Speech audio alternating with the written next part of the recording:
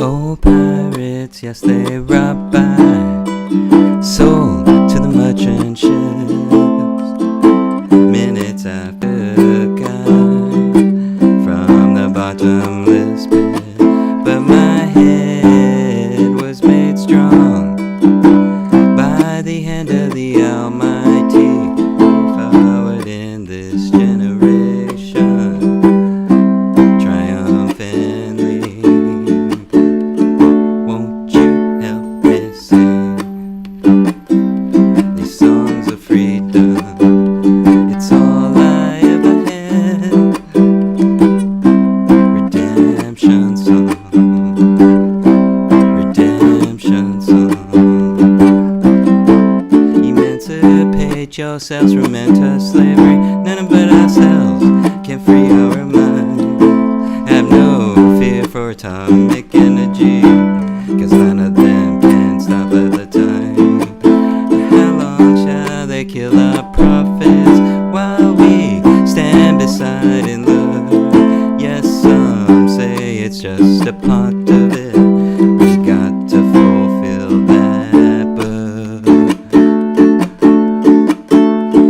won't you help me sing these songs of freedom? It's all I ever had. Redemption song, redemption song.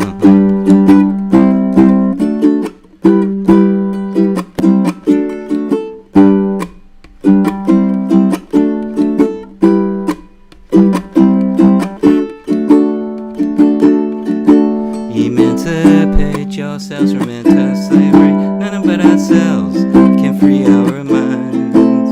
Have no fear for atomic energy, 'cause none of them can stop at the time. How long shall they kill our prophets while we stand beside in love? Yes, some say it's just a part of it. We got to fulfill that, but won't you help me sing the songs of freedom? It's all I ever had. Redemption song, redemption song. Songs of freedom, redemption song. Songs. Oh my god, I totally messed that one up. But anyways, hi everybody. My name is Daniel TimTim, and welcome to the DIY ukulele workshop. I was playing a little redemption song because I believe that we need a little goodness in our lives today. There's a lot of craziness going out there, and I'm excited to be here to share some music with everybody. Actually, hi Victoria. I see you, Victoria. Here. We need to talk later so I can get you on the Zoom call later. But anyways, I'm excited for today because today I have an awesome special guest. And actually, it's funny. It's been a long time. I should have brought him on a lot sooner than before. But I want to hear from this gentleman. And this gentleman is actually, when I first started music, he's been in my life ever since I started playing ukulele. It's kind of weird. And in a weird way, he was the reason why I actually am playing ukulele. And I'll tell you the story once we start talking. But this gentleman not only is a hard worker, he has a great heart. He just loves people and he loves music, and it just shows in his. And but so without ado, let me bring on this great gentleman, Mr. David Beery. Let me see if I did this right, and boom. Oh, there he is. Hey, everybody. Hey, Daniel. Hey, Dave. How you doing? How's everything I'm going? good. I'm good. I'm taking vacation today. Yeah, he's not in the shop. He's not in my shop. I'm in my vacation world of my backyard. Nice. But yeah, I just thought you on today because, basically this is your business. And, it's funny because I talk to people on Victoria says hi, by the way. I think you can see the comments, right? Hi, Victoria. You can see the comments, can't you, on your computer? I don't see them. There should be. Right now we're on a beta test, so we're testing out a new program, and See 'em now. you see them now. You can see the comments. That's so cool. But yeah, Dave, is not only a hand pan maker, but he started out with steel pans, I believe. Dave, right? Sure. And then he went to actually, this is funny. UHD capture. Okay, cool. Then steel pans, hand pans, and ukuleles. And people have been asking me the story. How did that happen and stuff like that? So we'll talk about it in a minute. So basically, I want to start off with some news with DII. Right now, it's October. Oh my gosh, what is today, Dave? No. October. Yeah. Oh my gosh, so crazy. And Great right stuff. around winter is coming, so I'm preparing for Christmas, and I think we all are at Dave's Island as we're preparing for Christmas. Oh yeah. And I think right now, if you guys are looking for a gift or are undecided, the gift of music, whether it's a handpan or ukulele or some other type of instrument, I think the gift of music is pretty amazing right now. Especially like people are looking for things to do, and especially with the handpan and the ukulele, they're great portable instruments that you can take anywhere and play and practice all the time and just play your music, which is a good time to learn to play music, right, Dave? Yeah, absolutely. What else have we got going on? I know you've been working hard on some handpans. Just trying to restock the handpan instruments into our store. Yeah. As you know, that we had our anniversary 2 weeks ago now. Yeah, wow. Basically sold out of all of the handpans that we had in stock. I've been building furiously since then, trying to get more handpans to get them back in stock. So it's been a lot of work, but it's fun, of course. And I always enjoy doing it. Yeah, I saw the production log, and I was like, Dave's killing it right now. He's awesome. So it's super good. And those things are super popular. Actually, we had every Saturday before this class, we have a park social distancing gathering, and we jam some ook. And Amy, Nice. I don't know if you remember Amy, but she was going, we should do handpan and ukulele together. I go, yes. I'm totally doing that. So awesome. Yep. So we're gonna probably start doing that on songs that correspond with the handpan and stuff. Sure. Let's see. Other than that, I can't think of any other news. Just that we're preparing for Christmas. Right now, on the ukulele site, I've been stocking up on Ohana ukuleles because there's been a lot of interest in getting ukuleles, and so check those out. I do. If you are looking for a new ukulele, I have some. The park Victoria is in Long Beach. Sorry, it's a little far away from you, but it's El Dorado Park. But on our site, we have some awesome ukuleles, one-of-a-kind ukuleles from Ohana. So if you're looking to upgrade or just want something special for yourself or for somebody else, it's a good to get one of those ukuleles, which is really cool. And then also we have some. Oh, go ahead. The quick thing, we've got Miguel Medina doing the native flute on one of our live shows coming up. Can't remember if it's next week or I think it's next week. Oh yeah, that's right. And we have that Miguel Medina flute. You guys are gonna play again, right? And Together, flute, yeah. Yep. No, it's so awesome. I've been enjoying my flute. And then also we have what was it, Cicada? What was her name? Oh, Kataka. Kataka. Yeah. We have Kataka, and we're gonna do sound healing. Yep. Yeah, sound healing. Yep. Carrie's talking in my ear right now, so Hands. yeah. You can probably hear it in the background. So fun. No, we have that, and those are set on the events.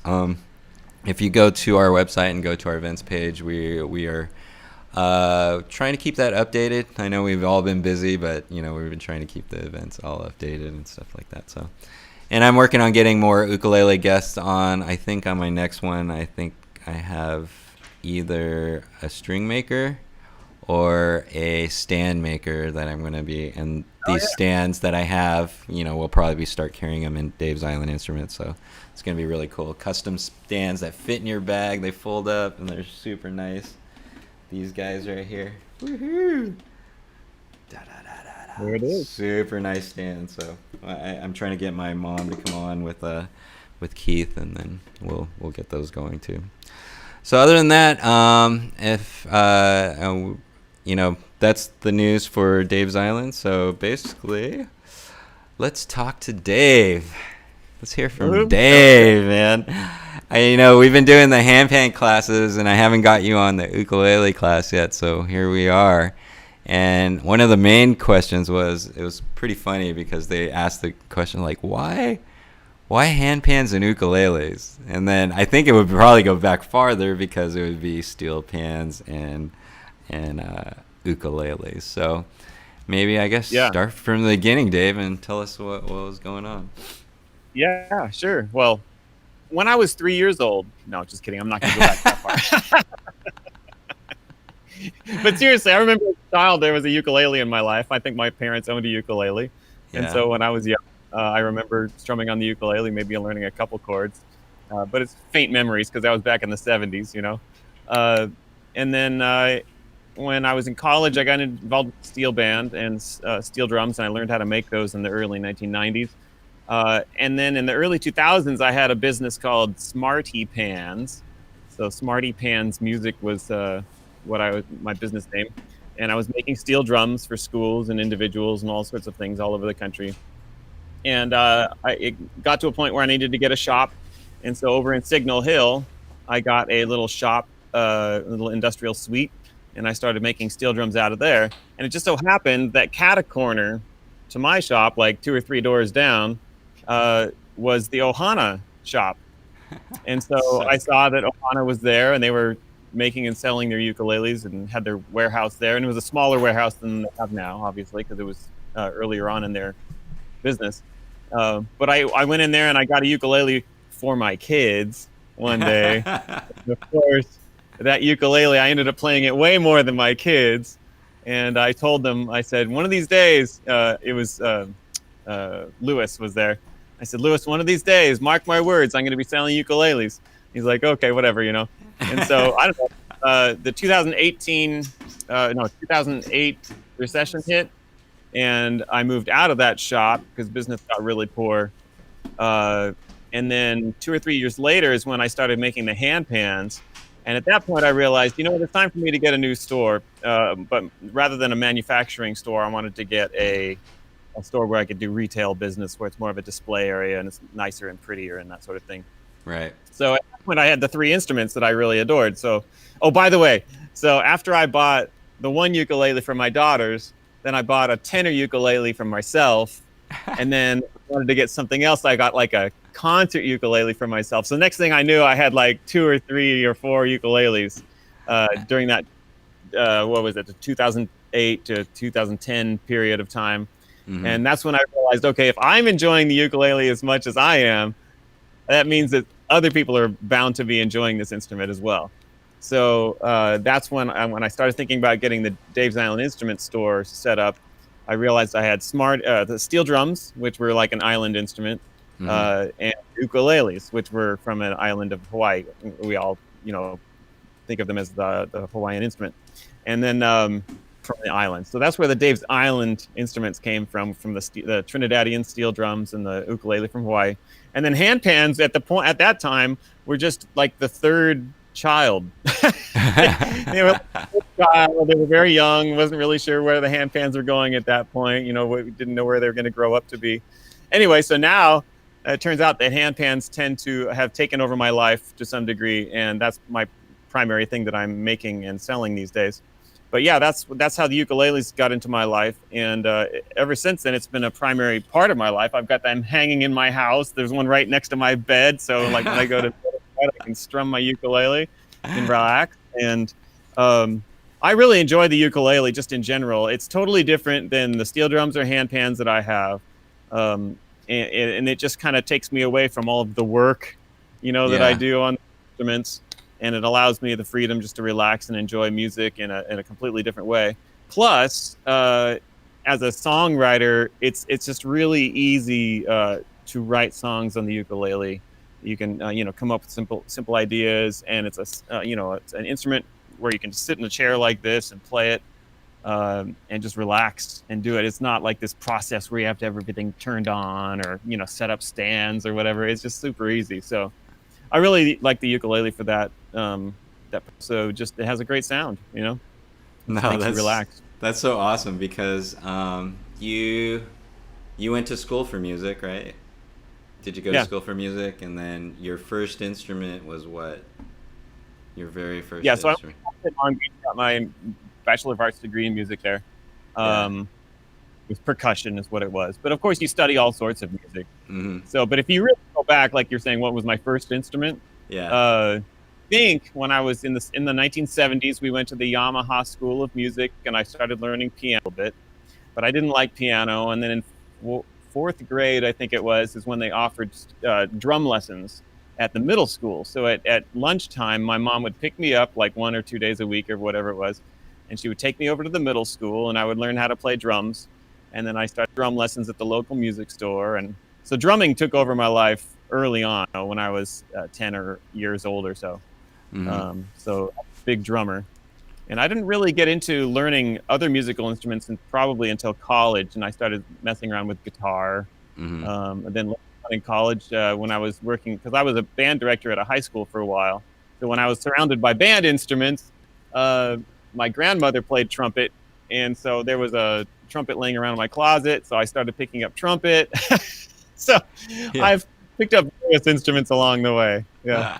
No, you amaze me because it's funny, like just hanging out with you, and then sometimes you see an instrument and you just pick it up and start jamming on it. I'm like, Dave, you know how to play that? And you're like, I just played it a few times. So you're just such a great musician that it's amazing. So that's super cool. Yeah. And I kind of want to share that because, a lot like I say in my ukulele thing, it's a musical journey, not a ukulele journey. You know what I mean? And that's what happens. Like now, like you got me into playing handpan. Now I play the flute. Like I have all these little instruments, guitar now, and then we have a piano at home. Now I'm messing with the piano. So it's like it's pretty amazing. I like the musicality of it. Because it just has so many different avenues that you can take with music, and it all touches us in different ways. That's what I'm fascinated too. Like one instrument touches you in one way, and another instrument touches you another. Mm-hmm. So it's just like different personalities. Like when you wake up, like what personality am I today? No, exactly. I'm feeling. Yeah. It's so funny. But yeah, no, it's great to hear your story because I like people don't realize where people come from. You know what I mean? They think they're good automatically, but you've had years and years of music, and it definitely shows in the experience that you have. So it's like super cool. I'm glad you're on today. And also, I know, here, I'm going to show this one. If you guys are interested, Dave was talking about writing songs, and we'll talk about that a little bit. Victoria, I see your question, and I'll answer that in a minute once we get into a little bit of training here. But Dave talks about writing songs, and I'm going to share with you this. Sandals and Seashells by David Beery. You can get this on Amazon. Where else is it? It's on iTunes. If you search for Beery, it'll usually come up pretty quick. Yeah, Sandals and Seashells. And I think Dave is going to sing us a song today from this album. Right. So it's going to be awesome, and share a little bit about the song, and then, give a little tune for everybody that's here. But yeah, you have an album. Did you write any other albums other than that? Not for ukulele, really. I've written songs for a long, long time, but I've never really been good at recording them. So that album, I told myself when I turned 40, I'm like, you are going to make an album. You are going to do this. So it literally took 2 or 3 years to get that album produced, but we finally got it done, and I was very proud of it. So amazing. Maybe we'll try another one. Yeah, I'd love to. It's just one of those things I kind of never get around to it. They are very time consuming. I mean, you really have to dedicate a lot of your time to it and resources. So that's one thing I've learned about recording music is it's a time sponge. Yeah, that'd be interesting though. So if we get some time here, maybe we'll do something, and you can teach me how to I'd love record to. a song. Yeah. That'd be cool. Yeah. Well, cool, Dave. Actually, and then I love the story. One of the things I usually, when I bring on ukulele players, I ask them this one question, and especially for the beginners that are on right now, and maybe you can answer a question for Victoria. I'll share with her something too, but the question I always ask people is, what are the 3 tips that you would give a beginner ukulele player? 3 tips for a beginner ukulele. Yeah, and I'm going to give you the screen right now so you guys don't have to look at me the whole time. So.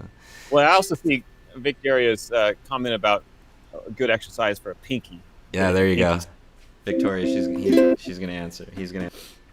I mean, just let me answer that just in my simple way before I do the 3 tips. Cool. The first thing I would suggest is just to use your pinky as much as possible. Like instead of using your middle finger for a C chord or a ring finger for the C chord, just switch over to your pinky. I actually use my pinky for that C chord somewhat frequently because it's just right there. It's kind of simple to get to if you use your pinky.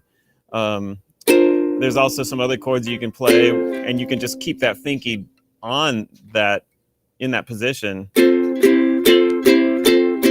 right? So the pinky just stays there the whole time.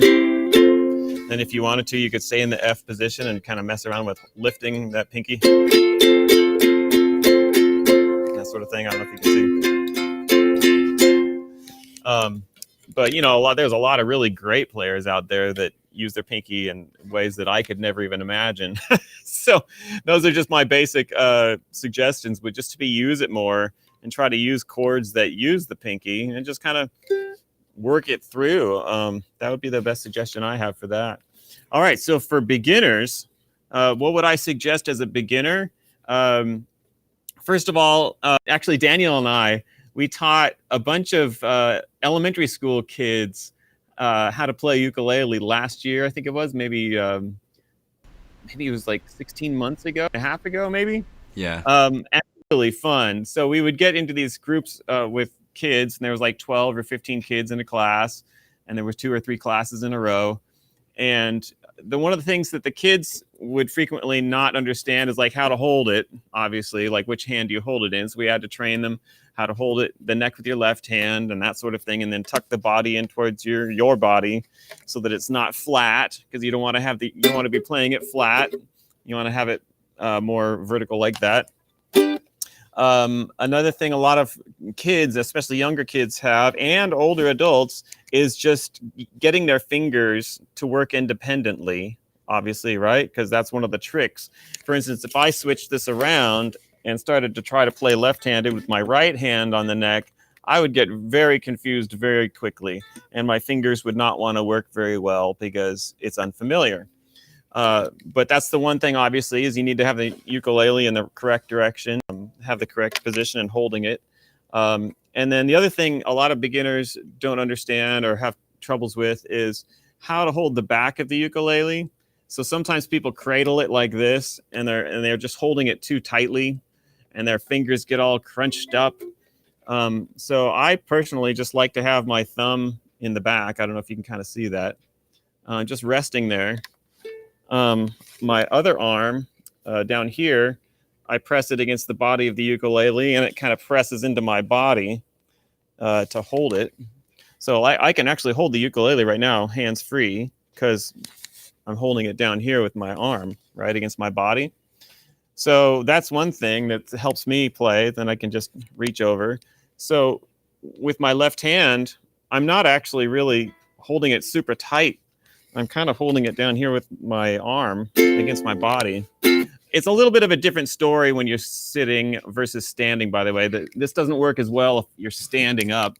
So if you're sitting, it works a little bit better to cradle it like that on your body. So really, it's a 2-point hold. It's my right arm down there, and then my left hand just kind of balances up here. And then as I'm playing the chords, my thumb pretty much stays in the back. So if I had one suggestion, that would be to kind of keep your thumb.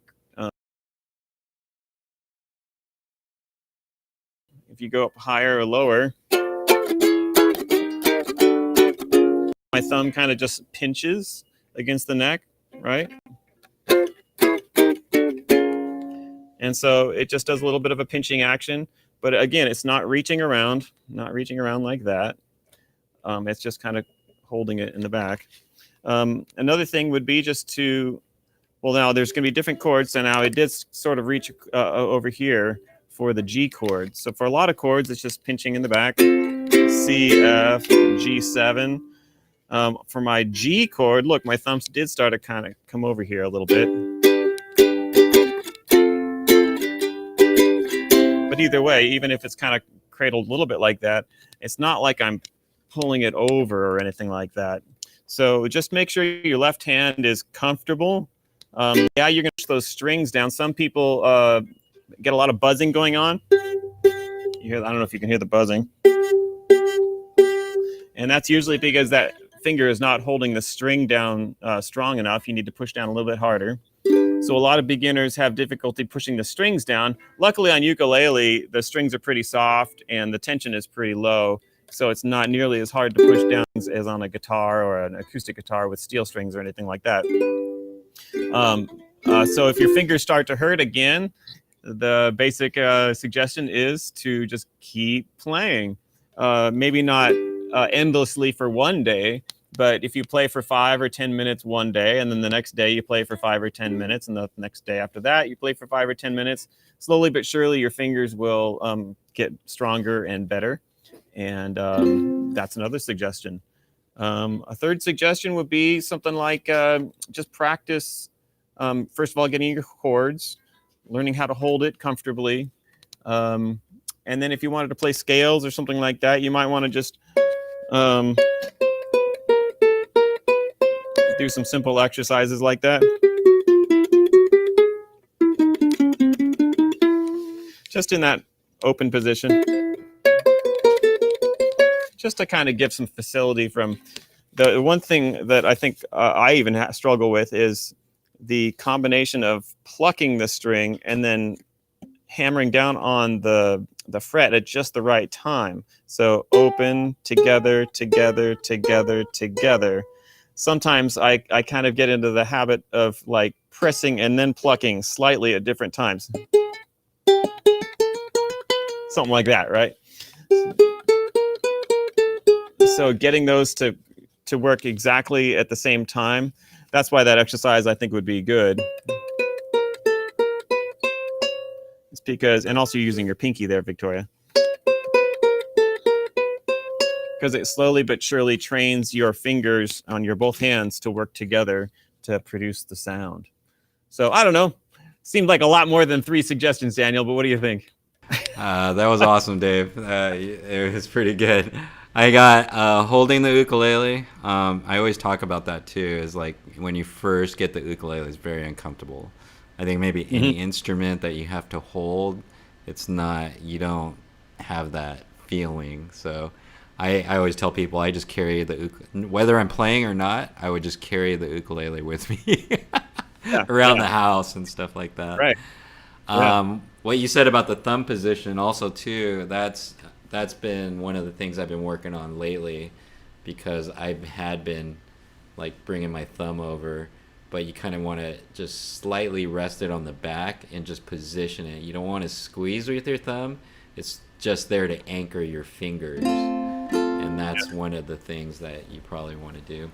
And for Victoria, for the practices, what he said about the fingers, if you go to my YouTube channel, I share my practice, which is the very first thing is a chromatic scale, and you just take the first 4 frets. If you see my hand like that, you have fret 1, fret 2, fret 3, fret 4. And whatever is in that fret, you control it with that finger. So for example, if I'm plucking the G string, pluck, just what Dave showed you, pluck, pluck, and then you add that pinky, all right? Now, in the beginning, this doesn't work. So you just have to do that. And and then just keep doing that until that pinky works. And it takes a little bit to do it, but I would go down that scale too. And then he said something about the timing with between your finger and the pluck, and that's what you would do. If you see my fingers, I use a 3-finger technique, thumb, finger, and my middle to pluck all 4 strings. Okay, you can use 4 strings, you can use 2 fingers, you can use 1. It's faster with multiple fingers, so I would suggest at least 2 or more. But I use 3. I use my thumb, finger, and then that bottom to do the picks, and that's how I practice. If you can see. And it's funny that Victoria is saying that, because once I had my pinky down, I felt like I was really confident and comfortable. Yeah. So, yeah. It does take a while though. You kind of have to play for I don't know, months maybe for your pinky to really start feeling like, oh, it's confident now. Yeah. You know, but enjoying yourself, it's not like a big struggle. It's not a terrible thing as long as you just kind of like work it and do your best. And yeah, I didn't play music in first. All I did was do finger exercises because I knew I knew my left hand didn't work, so I just kept doing that until I was like, oh, I can do my pinky now. So that's when I was like really going for the chords. Oh, it's okay now. Yeah, it's really exactly. fun. And in the meantime, you would practice chords, but once your finger strength comes in, then you're like, oh. Another exercise would be also too, like say if you have a G chord, I would do this. I would do finger push-ups. So basically, it was like I would take one finger off, leave the other finger there, put it back on, take the other finger off, and then I would just go around and do every finger, lift, and just keep that chord shape, but lift all the fingers one at a time, and that makes your fingers independent, which is really cool. Yeah. So you can do that. No, thank you for those tips. Those are awesome, Dave. You know, I wanted to hear what you had to say about that, and so that's cool. Yeah. Because we do have a lot of beginners. I know there's been a lot of people. Actually, we were at the park today, and some guy was just sitting in the back watching us, and then after every song, he's like, man, you guys sound awesome. And then he was like, yeah, I want to come watch your show. I don't think he got on. There's only a couple people on the show, but he's like, yeah, I gave him a card, and he wants to come play ukulele, which is pretty cool. The last one is a doozy. Which one is a doozy? Victoria, the last exercise. 2, 3, 4. 1, 2, 3, 1, 2, 3, 4, 1, 2, 3, 4, 1, 2, 3, 4, 1, 2, 3. And that helps with that 4, that count. 1, 2, 3, 4. You want that beat in your head all the time, which is cool. Yeah. Awesome, Dave. Any other tips? You got any other tips? Thinking of ukulele? Well, just don't focus too much on what you can't do always. Like, focus on what you can do and just get real comfortable with what you can do. Especially as a beginner, you know, because a lot of people get frustrated. They're like, oh, man, I can't do it. Well, what can you do? You know, a lot of people can play a chord because it's just like one finger, right? Yeah. So you can do all sorts of fun stuff with C chord. You can practice playing open like this. Or you could practice like doing some stuff where you're doing more of like a reggae beat, where you're muffling it. Oh, I think you froze. Oh, I froze? Oh, wait, there we go. Now you're back. All right, cool. So yeah, you could learn on the C chord how to strum like a reggae beat, where you strum and then you mute it immediately afterwards, right? Yeah. Or you can appear a little bit if you wanted to with your finger. Anyway, you can challenge yourself in other ways rather than getting frustrated with like, oh, how come I can't play that E7 chord, which is like the weirdest looking chord ever, right? Yeah. But yeah, just play like the C chord. You can also do like what Daniel was saying. You could learn how to pluck with your right hand. So with this hand, like with your pinky, you can just hold that C down if you want with your pinky, and then concentrate on your right hand. So yeah, break things down as much as possible. So like Daniel was saying, when you had the G chord, and then if you want to take off the G, now all of a sudden you've got a G6 chord. Or E minor 7. Or E minor 7. Yeah. And then if you like, you can Or have like majors. take off the middle finger, and you've got like this G add 9 chord. That's an interesting sound too. So just being able to independently lift fingers off and add fingers, it's always kind of a fun thing to do because they all have a specific sound. Yep. You know, you can kind of make up cool stuff by just like lifting one little finger off of a chord position. So yeah, focus on the fun stuff that you can do with the things that you can do. Yeah. And then struggle, of course, with the things that you can't. But don't focus so much on the things you can't so much so that it like makes you throw the instrument across the room. I haven't done that yet, but Yeah. no, ukulele is too fun. I don't know. I don't know why. I don't know. I don't know if anybody got that upset or we're just rocking out and just slammed it. Yeah. That's so funny. But no, that's so awesome. And you said a couple things too, like what you like about it is the songwriting and how that happens. And that when you said that, I was like, oh, that makes sense because I've heard a lot of people say that is that they take the ukulele with them and you know, that's how they like figure out songs. And actually, there's a lot of like I think Jack Johnson does it. Even George Harrison, I think he used to, like he said, he used to do songs, and I think a lot of, especially today, a lot of singer-songwriters, that's what they do. They have a ukulele that they try it on, and then they do it on different instruments, easy to get the chords and stuff like that at that moment. Yeah. Yeah. And then you can get inspired because you can just bring it everywhere. Yeah. There's another thing, too, that I've learned about writing songs is if you write a song with lots and lots of difficult chords and lots of difficult stuff, fewer and fewer people are ever going to learn how to play it because most people can only play the basic chords anyway. Mm-hmm. So if you're really looking for a broad audience of people to like learn your songs, if you stick with the basics, more people are going to know the basics. They're not going to be so confused with all that hard stuff. So, you know, like you're saying, like it's easy to like walk up to a ukulele and develop some ideas.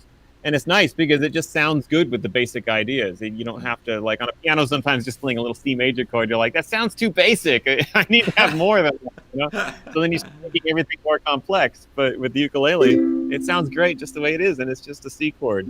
But you can go so many directions with that C chord. No, so, that's pretty awesome. And it's funny because you say that because I've been playing Fleetwood Mac. And they sound so big. Like I go, oh man, they must be some hard chords. But you know what? Like I think Dreams is F and G, and that's it. Right. And they groove it out, and I'm like, God. And then when I play it, you can groove it out too with that, just an F and a G, and it's like, oh, I thought you needed more chords, but you really don't. Right. Yeah. And the other thing too is like if you write a song with easy chords, you can always make those chords more difficult. Like if you're a really adept player or if you're like a professional player, you can take those easy chords and make them more complex. Mm-hmm. But it's harder to take difficult chords and make them easier. So, you know what I mean? I know, I get you. Yeah, it's easier to start with easy stuff and develop it from there. Yeah. So that's. No, that was great. That was a great. Dave is such an awesome teacher. You're a great musician, man. Well, I've learned these lessons myself over time, so that's what happens. I think we all have. Just mess up a million times and go, oh, that's how it's supposed to be. Yeah. I love it. No, that's so awesome. Thank you, Dave. So 3 tips: holding thumb position, practice your chords, use the timing between both hands. You know, in our thing, teach yourself ukulele. How long did it take you to learn ukulele? Usually, like, I know you're music. I started messing around with guitar earlier. So even late high school, I think I messed around with guitar a little bit, but mostly in college. So a lot of the guitar shapes like chord looks exactly like a G chord on ukulele. Yeah, that's a D. The shape I already familiar with. The ones I weren't so familiar with were like the diminished chords. I wasn't really familiar with those, but those are really nice and fun to play in ukulele. Well, they are. They're nice. They're hard too. Those are the hard chords. A minor 7 right there. Looks a little funky. That's a good chord. On ukulele, it's not hard to play. On guitar, I might not have played that position very much, just because it didn't really work out easily on the guitar. But on ukulele, I play this position all the time. Yeah, yeah. No, it's Yeah. pretty funny because like actually playing with a guitar guy, like if you do say one chord, it might be easy on the ukulele, but it's hard on the guitar, and they're like, oh, I don't want to play Right. that. Yeah. Yeah. And I'm like, oh, okay, I get it. No, that's Like on ukulele, like an E7, like I was talking about earlier. Where is it? That's not E7. Where's E7? Oh, there it is. yeah, you got it. Um, it's kind of a funky looking chord, Yeah. right? But on guitar, it's like one of their basic open chords. It's like not Oh, is hard it at all. E7? Oh, wow, cool. Yeah, I got to start looking at the guitar chords too because I've been playing a little E7 bit. on guitar and music. So Mm-hmm. it's kind of funny how from one instrument to the next, like you said, it can be easy on one but hard on the other. Yeah, yeah. So I'm excited. You know, you just had your 10th anniversary. How do you feel, Dave? Honestly, like it's been. Yeah, no, it is an interesting thing because you start a business, you don't really know where it's going to go. Mm-hmm. And the other thing is, what's the data? It's like almost like the majority of businesses go out of business within the first 1 or 2 years or something like that. And then no, it goes 80% of the businesses in the first year fail. Actually, I think it's as high as 90. And then it's true. out of that, 90% of those fail in the next 5 years. So to hit 10 years is pretty amazing. Right. It kind of blows my mind that I've been able to continue this business as long as I have because, obviously we've beat out a lot of other businesses that have failed along the way. Mm-hmm. Another thing that was on that point is it was kind of interesting. When I first opened DII, there were several other music stores in the area. One of them was World of Strings, which was down on 7th Street, I think it was. 7th, 10th or something. But they were like famous, like this place where you would go for a guitar shop, or if you ever wanted to get your guitar worked on or like get it dialed in. And they also sold ukuleles. I think I bought a ukulele from them. And I think I bought a guitar from them. Wow.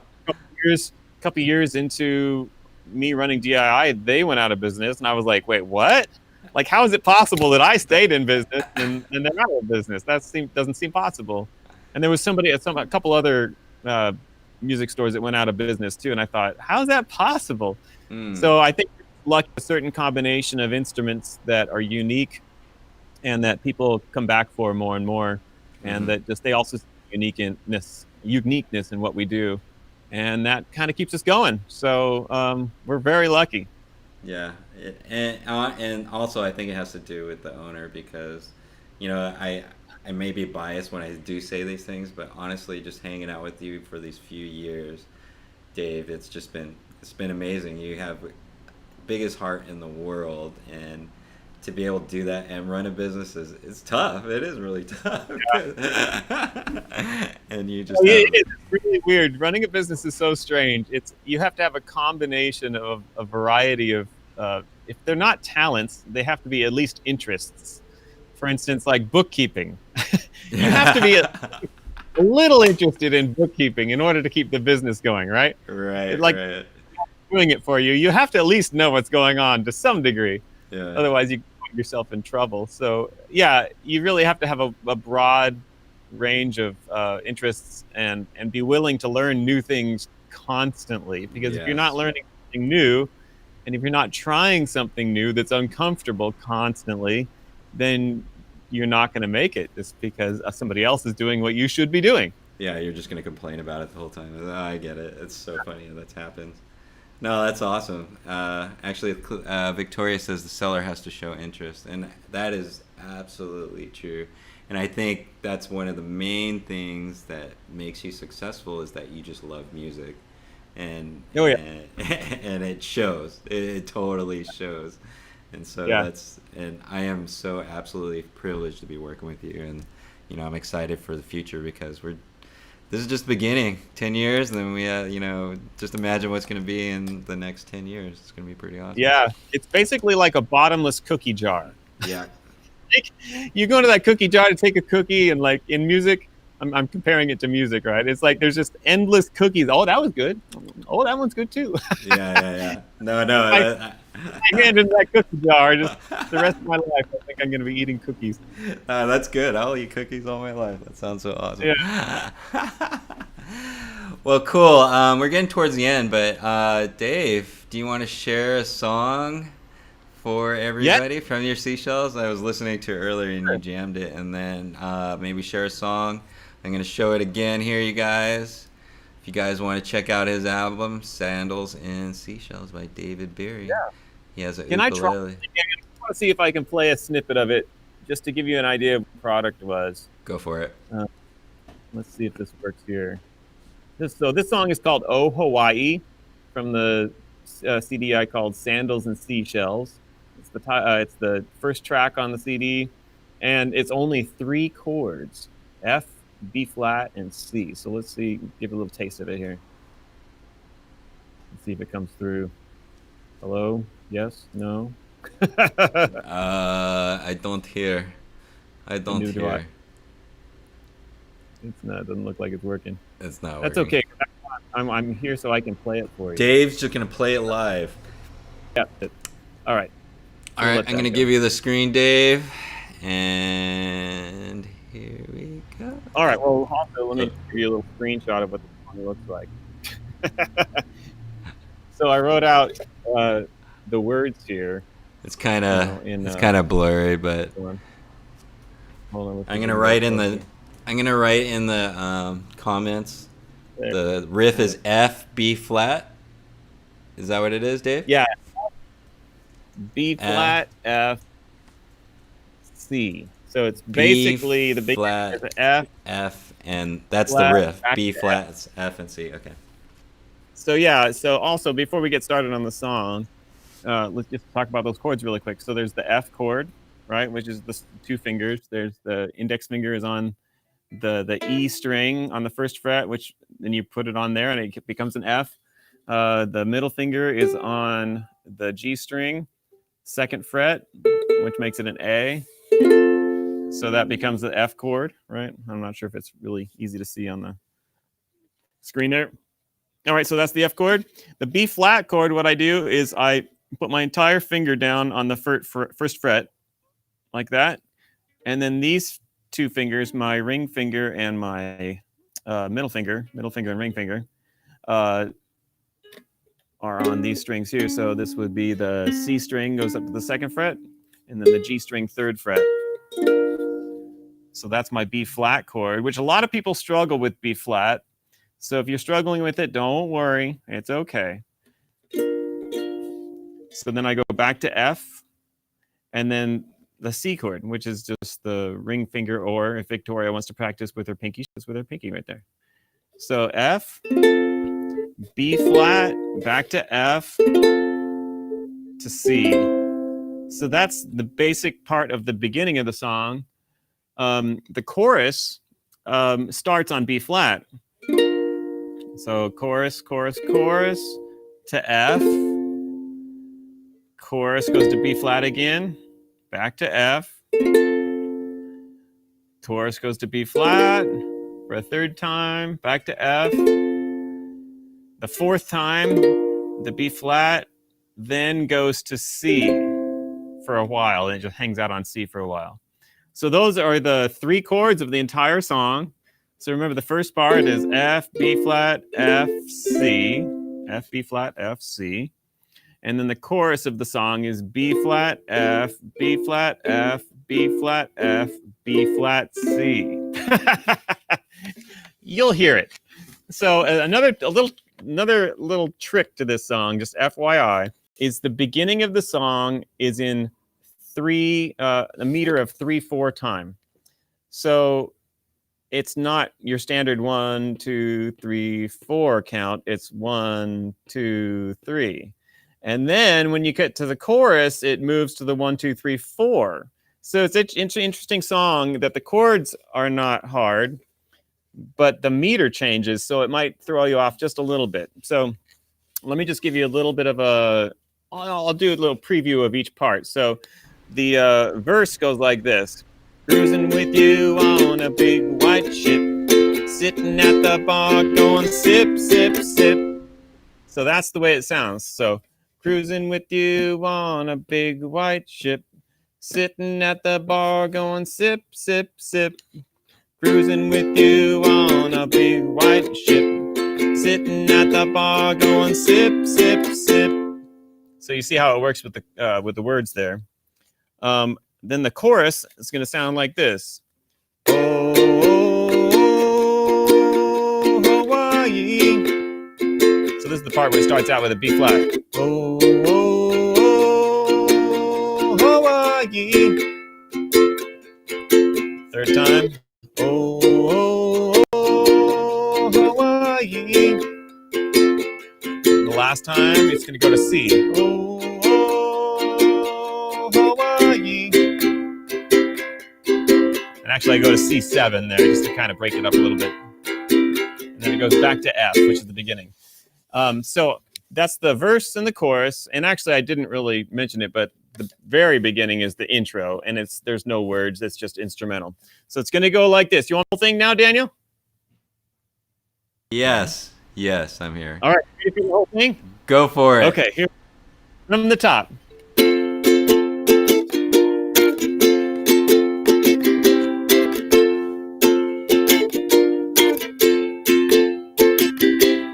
Cruising with you on a big white ship, sitting at the bar going sip, sip, sip.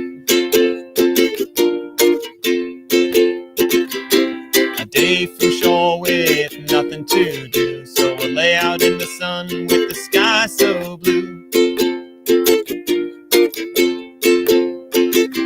Chorus. Oh, oh, oh, Hawaii. Oh, oh, oh, Hawaii. Intro.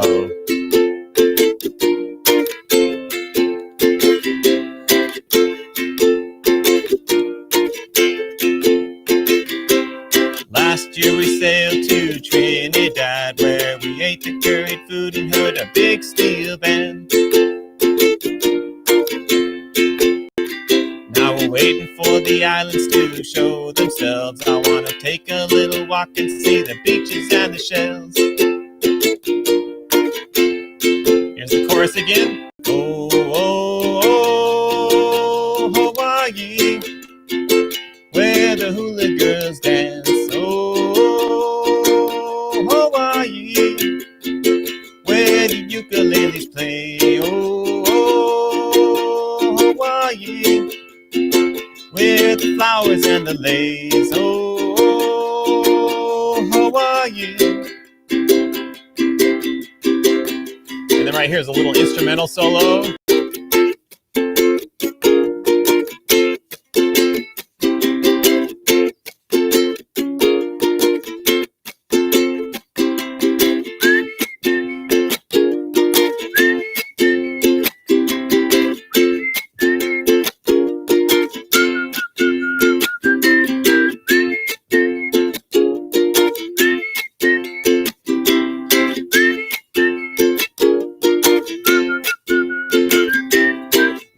On the shore drinking tropical drinks, watching surfers hang ten and the waves crashing. Soon we're going home on a big white ship. We'll be cruising away, reminiscing about our trip. You and I sing, oh, oh, oh, Hawaii, where the ukuleles go.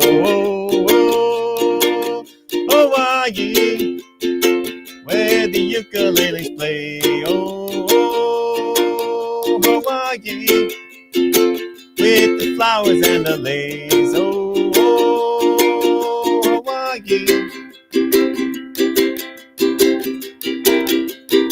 Everybody sings, oh, Hawaii, where the hula girls dance. Oh, Hawaii, where the ukuleles play. Oh, Hawaii, with the flowers and the lace. Oh, Hawaii. Here's the intro out.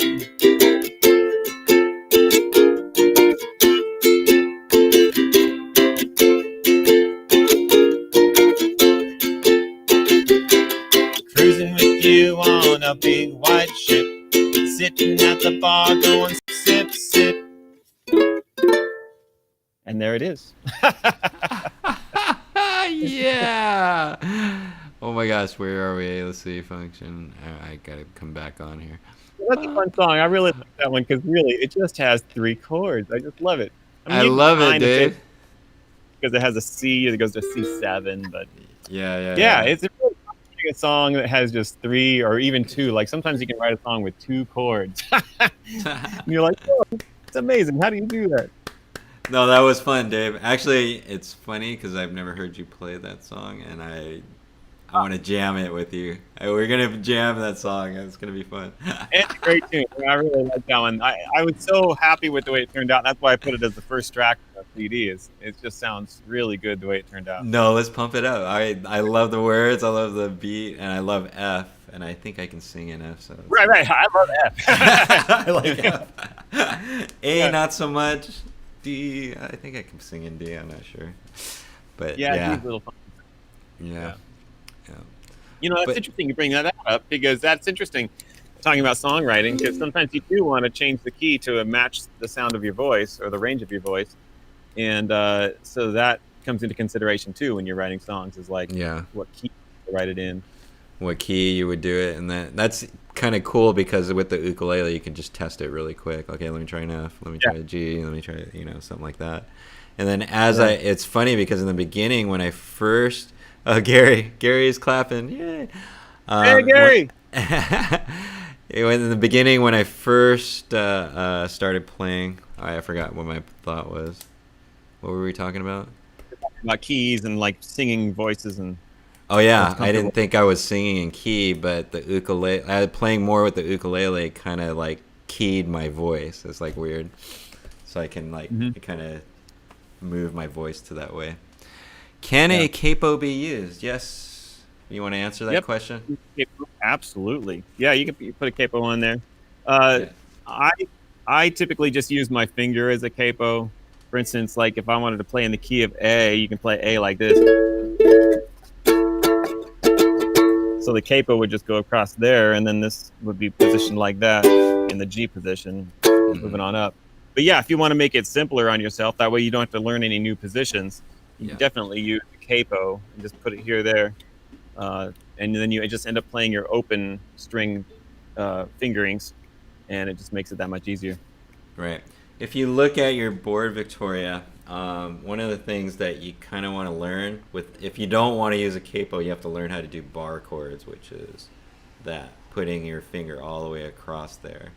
And so, I've been trying to teach that to my group that I have now, but we're going to do a capo one because I want to show them how to do it with a capo. But like say if you had a capo on the 2nd fret, like if your finger was there and that was the capo, and like the chart would say capo on the 2nd fret, and then you would play a C.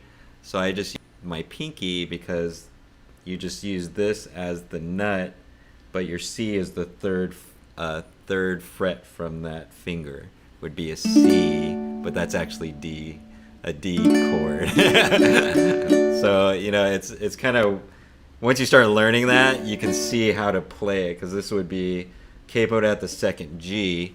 And if you see that position, it comes out like a weird thing. So you could try it both ways. I don't like to play with a capo. I try to learn all the bar chords and stuff, but I know when you're doing a full song, trying to bar the whole song is so hard. Your hand just falls off. Like, yeah. Especially when you get into it and stuff, so it's crazy.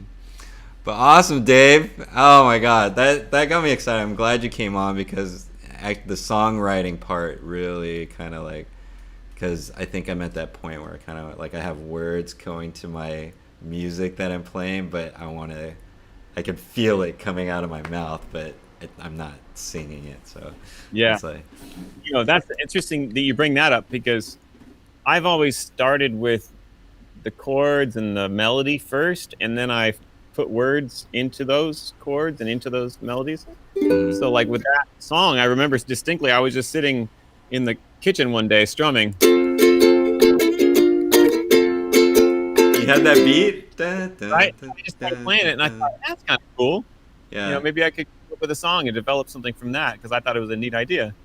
But I know that some people start with the words first, and then And then they go the put. other way, yeah.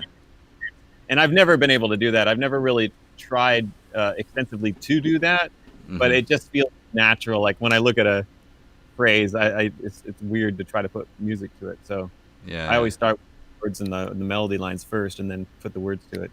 But everyone has their method, No, they do, and I like to hear everybody's method because, like, some people, like, for me, like learning songs, just like cover songs, I have to see it on a chart because that's what it like visually it sticks in my head, and then like if I didn't see anything, it's hard for me to understand like how does that thing go. So one of the things that I do is write cover songs because it shows me the structure of the song, and then it helps me remind me like how the words are and stuff like that because I'm actually have to type it out. You know what I mean? And, right. That's, absolutely. And I remember the words. I'm like, oh, I remember it because I had to type it out. It was pretty cool. So. Yep. That helps me too for learning. If I write it down physically or do something physical, it helps me. Yeah, I try to do that all the time. So. Awesome, Dave. We're at our time right now, and oh my God, this was a great, great show. Thank you for singing. I'm not going to leave everybody with the song because it's getting hot, and I just need to go to the beach and have a drink.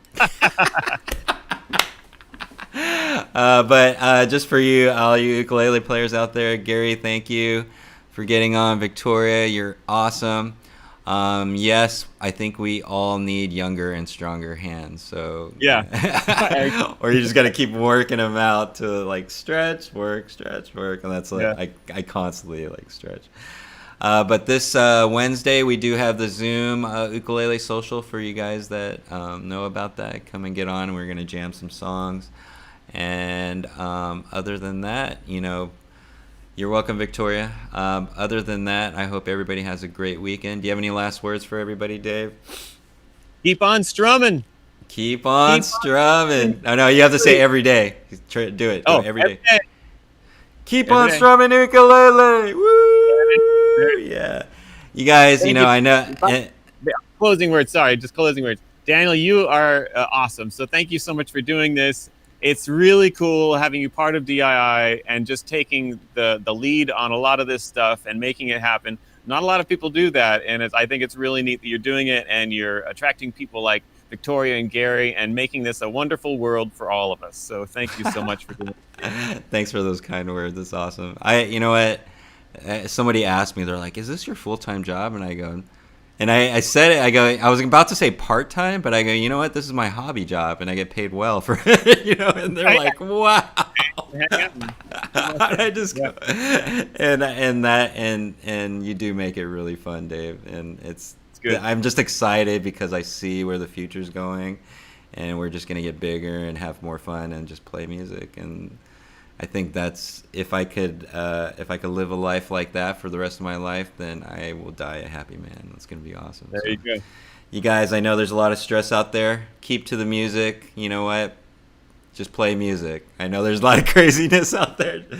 Pick up your ukulele. Put down the news. Put down your phone and pick up your ukulele and sing something nice. So, with that, every day, keep on strumming ukulele. Thank you, Dave, and have a good one. All right. You guys have a good day, weekend. You guys later. Bye.